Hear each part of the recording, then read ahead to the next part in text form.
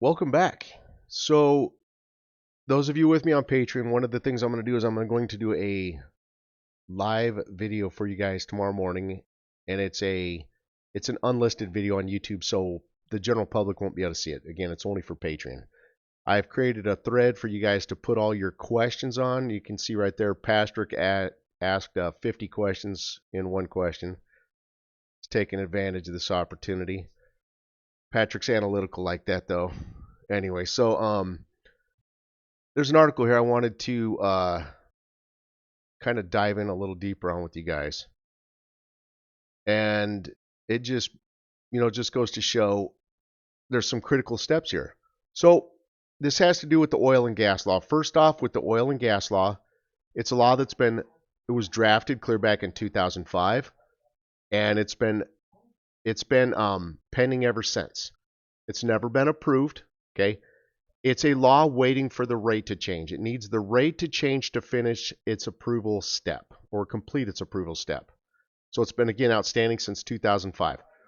Now, back from in 24, back from like mid-March of 24 through October 8th of 24, over that 7-month period, Iraq, we observed all their various council sessions, and we saw every week all the different items that they amended within the 3-year budget over that 7-month period, and we could see that they amended the half of the 24 budget and all of the 25 portion of the budget, because they told us that the 24 budget was an investment budget and that the 25 budget was an investment budget. And it, again, not categorized as operational, but investment, meaning they amended it for the pending rate change. Not a secret to us, based on our reviews and studies. Now, so in these two articles, this is what I want to cover. These articles are very critical to our studies right now and the timing of everything, especially with the oil and gas law waiting and requiring the rate change for final approval. Retroactively, details of an agreement between Baghdad and Erbil to resume the export of the region's oil were revealed. Okay. Now, with the summary in this, or detailed explanation, Iraq's Parliamentary Oil and Energy Committee has revealed the details of a groundbreaking agreement. Notice how they magically have a groundbreaking agreement in the month of January. Did I not tell you January's critical in this? Did I not tell you keep your eyes on January? So again, the Parliamentary Oil and Energy Committee has revealed the details of a groundbreaking agreement specifically in January between Baghdad and Erbil. And again, for them to approve the oil and gas law is absolutely waiting for the rate to change before they can approve it. Parliament. Erbil to resume exports from the Kurdistan region. The agreement puts an end to a long-standing dispute over extraction and transportation costs.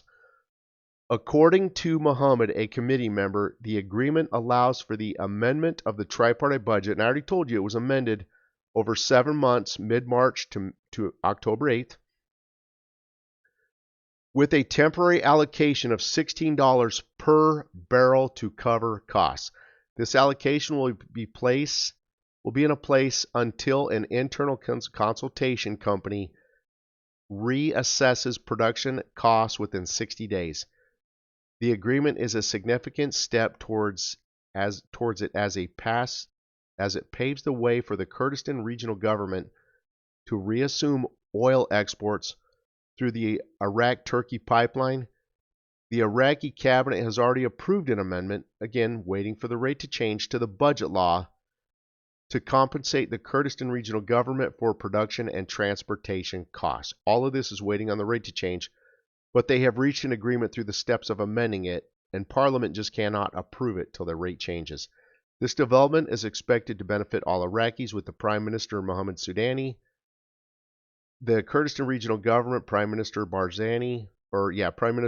Barzani, welcoming the resumption of oil exports through the Iraq-Turkey pipeline. Similar article here. Article number 2, oil and gas law resolves the pending issues between Baghdad and Erbil. Explanation. The Iraqi Parliament's Oil and Gas Committee believes that the agreeing on the draft of the oil and gas law and sending it to Parliament will help resolve outstanding issues between Baghdad and Erbil. Committee member stated that approving the draft law will contribute to resolving problems between the federal government and regional governments. A committee was formed to negotiate with the regional government on amending disputed articles and preparing a final version of the draft oil and gas law. As you see, though, in the article, the previous article to this, the one above it, they stated basically that agreement was reached when the COM, or Council of Ministers, had made the draft amendments to the budget law. They stated that. The Parliamentary Oil Committee also discussed amendments to the oil and gas law with the Ministry of Oil officials. However, there are complications.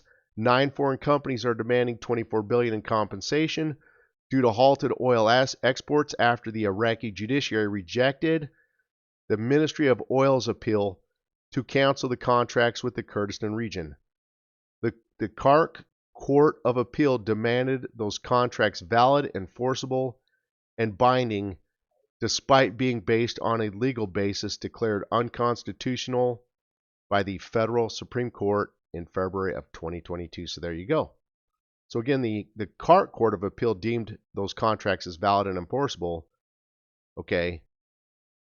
It says despite being based on a legal basis and declared unconstitutional by the Federal Supreme Court. So now you kind of have an arguing match between the federal court and the Kark Court of Appeal. Okay. And I don't know if Iraq's Kark Court of Appeal I don't know if that's more of a provincial court. I don't know if that has anything to do with the federal Supreme Court level. And if that's at the level of the federal government, I don't know. I'd have to research that for you. But anyway, very interesting. They're magically saying that now, as of January, which I told you is a critical month in this, especially for the timing of the rate change. But anyway, let me finish and then I'll tear into some other stuff here real quick. So as you see, January is critical. Now, there's a lot of rumors in this from other angles and sources talking about how the rate might change on January 6th. Disregard that. I can promise you the rate's not changing on January 6th. I will give you the closest I'm going to give you to a date in this, and it's opinion based. So this may or may not happen.